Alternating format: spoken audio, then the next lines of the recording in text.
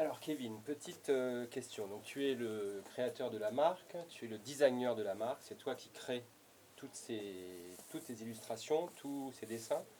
Explique-nous un peu comment ça vient, quelles sont tes inspirations, qu'est-ce Voilà. qui se passe au moment de la création? Moi, je suis un gros fan à la base du, du marketing américain dans les années 80. On est une génération, quand on est né dans les années 80-90, à avoir pris je dis ça avec les bons mots, une grosse vague en pleine gueule de tout ce qui était américain. La NBA qui venait d'arriver, la NFL, les premiers Super Bowls, les matchs de Mike Tyson qui était quelque chose qui était retransmis à 4 heures du matin. Il y avait toute cette culture hip-hop aussi qui arrivait. Et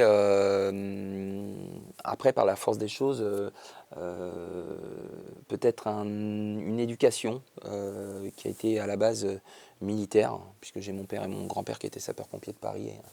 Donc j'ai grandi à Paris jusqu'à mes 15 ans. Et je pense qu'il y a une culture très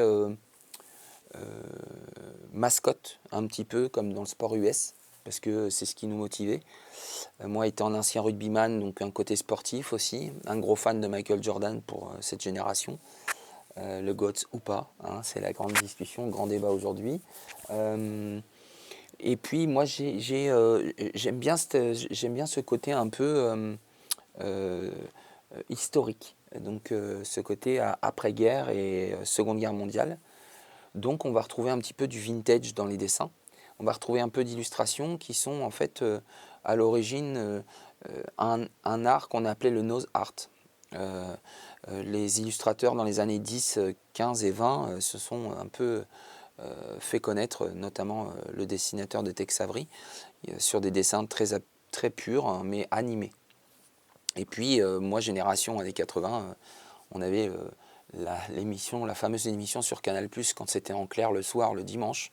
Ça s'appelait ça Cartoon. Donc il y a un côté un peu cartoon chez moi dans le dessin, effectivement. Même si je ne m'arrête pas qu'à ça. Je sais faire plein d'autres choses. Mais on s'est rendu compte qu'il y avait un manque en termes de mode dans ce milieu-là.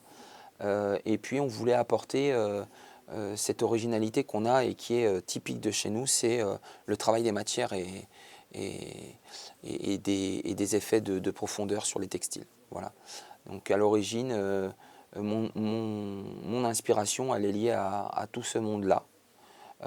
Et à ce qui se fait aujourd'hui aussi, hein, parce que le néo-vintage, c'est aussi très populaire en ce moment.